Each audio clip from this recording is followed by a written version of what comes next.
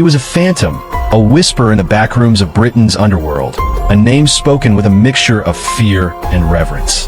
He was a man running a sprawling criminal empire worth tens of millions of pounds, not from a grimy lockup, but from the sun-drenched coasts of Spain. He was a ghost in the machine, pulling the strings of extreme violence and industrial-scale drug trafficking, his commands reaching back across 1,000 miles to manifest as terror on the rainy streets of Salford. This is the story of Jamie Rothwell, a leading figure in a notorious gang who built a fortress of crime using a shield of supposedly unbreakable, encrypted technology. For years, he was utterly untouchable. His life was a world away from the consequences of his orders, a world of luxury, warmth, and impunity. Then, in an unprecedented move, a team of European law enforcement specialists did the impossible. They cracked the code. They became silent observers in his secret kingdom. They read his every word. They saw his every order, and they watched as the ghost, wrapped in a blanket of digital security, meticulously gave himself away. So how did one of Britain's most feared and elusive criminals, a man who survived assassination attempts and ruled through pure, unadulterated fear, finally get caught? The answer wasn't found in a darkened alleyway with a trembling informant, nor was it the result of a bloody rival's betrayal. The key that unlocked his downfall was found right there, in the cold, hard data of a hacked phone network that he and thousands of other criminals believed was their greatest asset. This isn't just a story about the fall of a single gangster. It's a cautionary tale about the fall of an entire empire built on secrets. It's a story about how the very technology that crowned him a king, the digital shield that made him a ghost, would ultimately become the perfect weapon for his executioners. If you want to understand this new, evolving frontier where crime and justice battle for technological supremacy, make sure you subscribe to our channel and hit the notification bell for more deep dives into the covert operations that are fundamentally changing the face of modern law enforcement. The Salford War. To truly understand Jamie Rothwell, you first have to understand the streets that forged him. For years, the city of Salford was in the suffocating grip of a brutal and deeply personal gang war. This wasn't just business.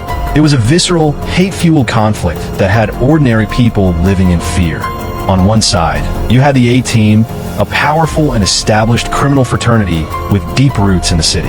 On the other, a splinter group hungry for power and territory, known simply and ominously as the Anti-Team. This was a blood feud, where old friendships curdled into violent rivalries. The conflict brought absolute mayhem to the streets, with shootings in broad daylight, savage machete attacks, and even car bombings becoming disturbingly common. Jamie Rothwell was a leading and deeply feared member of that Anti-Team. His reputation wasn't just earned. It was forged in the fires of this relentless violence. In March 2015, this war came for him personally. He was the target of a brazen A-Team hit, surviving only by chance after a gunman opened fire on him at a busy car wash, sending bullets flying across lanes of traffic. But surviving the attack didn't quell the violence. It only escalated it. That same year, the conflict reached its infamous peak with the public assassination of Paul Massey, a notorious Salford Mr. Big and a respected mentor to the A-Team's leader. The hitman, Mark Fellows, was linked to the Anti-Team, and Massey's murder with a submachine gun outside his own home sent shockwaves through the entire British underworld. It was a declaration that the old rules were dead. In the aftermath, lines weren't just drawn, they were carved in stone. An A-Team hit squad was reportedly dispatched to Spain to hunt down Anti-Team leaders, including Rothwell, who had fled the city. Graffiti appeared scrawled across walls in Salford, calling out rivals by name, taunting them to come fight your war. It was in this violent, paranoid pressure cooker that Rothwell solidified his power. He was no longer just a soldier in the trenches. He was a commander, a man whose orders, as a judge would later say, were feared and obeyed without question by even the most hardened and violent of criminals. What do you think drives someone to rise through the ranks in such a brutal environment? Is it ambition, survival, or was something else entirely? Let us know your thoughts in the comments below. The Ghost's Empire. While that vicious war for dominance raged on the streets of Salford, Rothwell was meticulously building a different kind of power base. He evolved. The street-level enforcer began to fade, replaced by a sophisticated, modern-day kingpin. He was running his entire operation from lavish bases in Spain, transforming himself into the ghost he was known as. His physical presence vanished from the chaos of the UK, but his influence, his power, was felt everywhere, more potently than ever before. His business was crime on an industrial and terrifying scale. Police conservatively estimate his network was responsible for trafficking over 200 kilos of cocaine and 5 kilos of ketamine, with a staggering street value of around 26 million pounds. But this wasn't just about drugs. Rothwell's operation became a key player in a far deadlier trade, moving high-powered weapons, including deadly AK-47 assault rifles, into the hands of criminals back in the UK. So how did he manage this complex, high-stakes enterprise from hundreds of miles away? Pins like Rothwell to coordinate multi-million-pound drug shipments, arrange the laundering of vast sums of cash, and order acts of extreme violence with what he believed was total impunity. Using the arrogant handle "live long," Rothwell felt untouchable. He could send chilling threats without a second thought, like one message to an individual that read, "If you have not dropped some money off to me by 5 p.m. tonight, I'm going to acid your face off and your front garden choice is yours." He could even plot a murder, casually agreeing to have a man shot at his home while discussing the weapon and his payment as if ordering takeaway. From a Spanish hideout, Jamie Rothwell had become the phantom CEO of a massive and ruthless criminal enterprise. This technology made Rothwell feel invincible, but do you think it made him more dangerous? Hit the like button if you think technology emboldens criminals, and tell us why in the comments. For more incredible stories where tech and crime collide, make sure you're subscribed. Operation Venetic, the hack of the century. But every fortress has a flaw, and every ghost leaves a trace. While Rothwell and an estimated 60,000 other high-level criminals across Europe were messaging freely, convinced of their invisibility, a secret cyber war was being waged against them. In early 2020, an international law enforcement team, spearheaded by French and Dutch authorities, achieved the unthinkable. They got inside the EncroChat network. They didn't just hide their digital fortress, silently reading every message, viewing every picture, and downloading every piece of data in real time. In the UK, the National Crime Agency launched Operation Venetic, the largest and most significant law enforcement operation of its kind in British history, to begin sifting through the treasure trove of intelligence that was pouring in. For months, detectives across the country just watched silently. It was an intelligence coup of unprecedented scale. They patiently mapped out entire organized crime groups from top to bottom. They identified the kingpins like Rothwell, the middle management, and the street-level soldiers. They watched global drug shipments move from source to destination. They had a live, unfiltered, high-definition window into the darkest corners of the criminal underworld. And the criminals' own arrogance was their undoing. They spoke openly and explicitly about their operations. They shared pictures of kilograms of drugs and mountains of cash. And they even gave away personal details and locations, all because they were utterly convinced their network was impenetrable. Then, the party was over. On June 13th, 2020, the EncroChat administrators realized they'd been catastrophically breached. They sent a frantic, panicked final message to every user on the network. The domain was seized illegally by government entities. You were advised to power off and physically dispose of your device immediately. But it was far, far too late. The ghost in the machine had already been identified, cataloged, and exposed. This was a massive infiltration to catch top-tier criminals. Do you believe the ends justify the means? Share this video with a friend to see what they think, and let's have a debate in the comments. The digital news.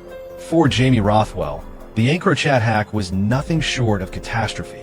The encrypted messages that were once his greatest shield, the very source of his power and impunity, now became a digital noose, tightening around his neck with every single piece of evidence detectives unearthed.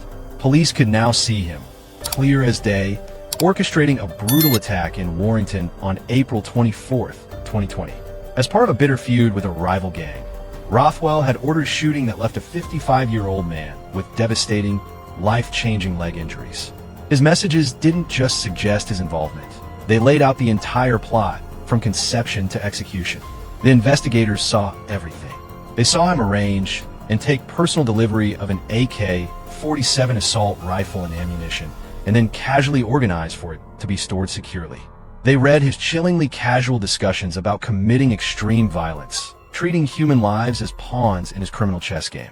The man who had built an empire from the shadows, who had prided himself on being an untouchable ghost, had accidentally created a perfect, self-incriminating diary for law enforcement. Every tap on his supposedly secure phone was another nail in his own coffin. He was no longer a ghost. He was now the star witness in his own prosecution. His greatest strength had become his fatal flaw. It's a modern-day fable of hubris and downfall. What other stories, either real or fictional, does this remind you of where a character's greatest asset becomes the cause of their ruin? Let's talk about it in the comments below. The takedown. With the mountain of EncroChat evidence locked down and irrefutable, the physical hunt for Jamie Rothwell was on. While still attempting to run his crumbling empire from Spain, he was arrested at an apartment in Barcelona. In bizarre footage of the arrest, he looks anything but a feared kingpin. He appears bizarrely relaxed, even cocky, dancing and smiling for the camera as stunned Spanish officers lead him away. It was the swagger of a man who still believed he was untouchable. Incredibly, his confidence seemed momentarily justified. In a strange twist, he was extradited to the UK to face charges in a separate, older case in October 2020 and was found not guilty of all charges. Upon his release, he did what ghosts do. He immediately vanished. Thinking he had once again slipped through the cracks and outsmarted the authorities, Rothwell fled the country. But the National Crime Agency and its international partners were relentless. This was no longer about one case. This was about the mountain of evidence from Operation Venetic. Using the intelligence from his own messages, they tracked him down again. On December 14th, 2020, as he was riding in a taxi in Amsterdam, thinking he was a free man, elite units of the Dutch National Police swooped in and arrested him. This time, there was no smiling, no dancing, and no getting away. The NCA proudly announced they had used their global reach to trace and arrest Jamie Rothwell, not just once but twice. In March 2021, he was extradited back to the UK to finally face that insurmountable mountain of his own words. Imagine the arrogance of being arrested, getting released, and immediately fleeing, only to be hunted down and caught in another country. It's like a real-life spy thriller. If you love stories about international manhunts and seeing justice served, hit that subscribe button because we have more coming. The Reckoning. In August 2021, at Manchester Crown Court, Jamie Rothwell's reign as a criminal phantom came to a very definitive and public end. Faced with a tidal wave of his own words, harvested from the EncroChat servers, his bravado finally shattered.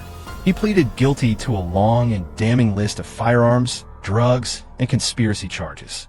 The judge, Mr. Justice John Potter, looked at the man who had terrorized communities from a distance and told him directly, "You have lived much of your life as a professional criminal involved in serious organized crime.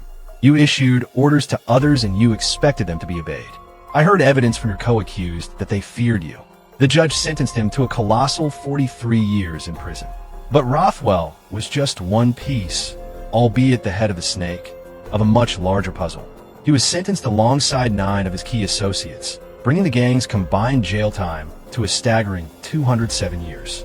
The National Crime Agency publicly called him one of the most dangerous criminals convicted under Operation Venetic, a landmark investigation that across the UK has so far led to over 3,000 arrests and nearly 8,000 years of prison sentences handed down. The story of Jamie Rothwell is a landmark case in the history of British crime.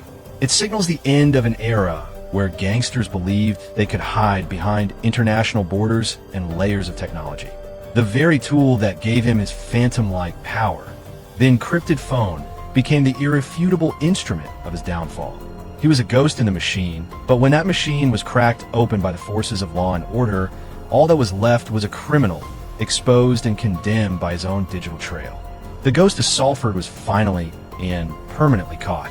From the violent streets of Salford to a Spanish villa, and finally to a high-security prison cell, Jamie Rothwell's story is a powerful reminder that in the digital age, no secret is safe forever. What part of this story shocked you the most? Was it the sheer scale of the criminal enterprise, the chilling nature of his threats, or the arrogance he displayed right up until the end? Let us know down in the comment section. If this deep dive into the criminal underworld held your attention, please hit that like button and share it with someone who loves true crime. And for more investigations like this, make sure you subscribe to the channel and ring that notification bell so you never miss a case.